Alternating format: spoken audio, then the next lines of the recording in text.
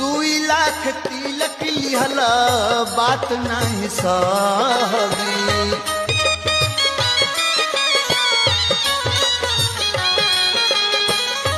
2 लाख तिलक लिहल बात नहीं सहबी बैठल नहाई बिखाई रानी बन के रह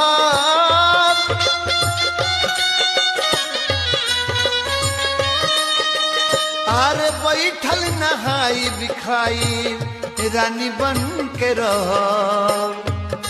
हम कटाई तन के घड़ी की नवाई राजा जी हम कटाई तन के घड़ी की नवाई राजा जी